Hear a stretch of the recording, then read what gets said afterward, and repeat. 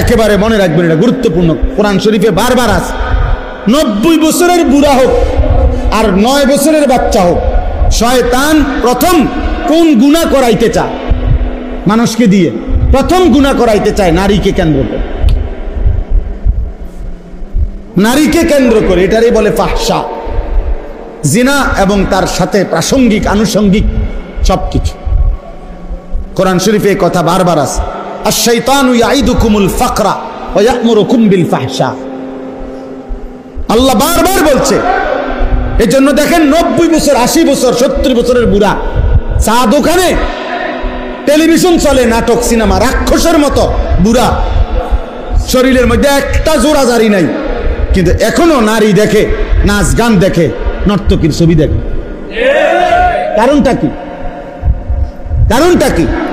শয়তান নারীর আকর্ষণ থেকে বুড়ারও ছাড়ে না, বাচ্চারাও ছাড়ে না, বাচ্চাকেও ছাড়ে না।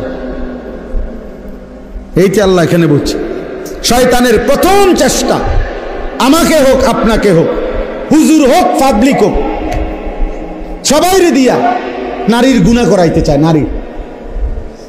নারীর গুনাহ করাইতে চায়। ফাহশা, হ্যাঁ, অসংখ্য। সেদিন আমাকে একজন বলল, যুবক ছেলে, প্রতিষ্ঠান থেকে তার নাম কাইটা দিছে, সে না সরি তাকে প্রতিষ্ঠান থেকে শাসন করছে, মোবাইল রাইখে দিছে তার। সে প্রিন্সিপালের কাছে গিয়া বলতেছে, আমার মোবাইলটা আমারে দিয়ে দেন, আমি আপনাদের এখানে পড়বো না। তারপরেও আমার মোবাইল আটকায় রাখতে পারতেন না।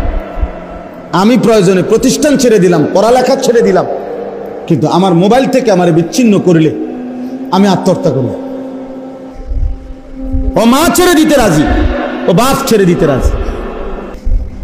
আশ্চর্য হবেন, আশ্চর্য হবেন, বহু পাঞ্জাবিওয়ালা শতবার প্রতিষ্ঠান বদলাইছে মোবাইলের আসক্তির কারণে।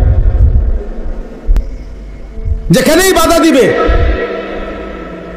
মোবাইল, না মোবাইল হলো মেইন জিনিস, এটা যেখানে নিরাপদে চালাইতে পারবো আমি সেখানে আছি। আহা, আমাদেরকে আল্লাহ তাআলা এই মোবাইলের জন্য সৃষ্টি করছে। এক মুসলমানের জীবন এত ফালতু, এক মুমিনের জীবন এত ফালতু, আমাদের কোনো কাজ নাই, আমাদের কোনো কাজ নাই।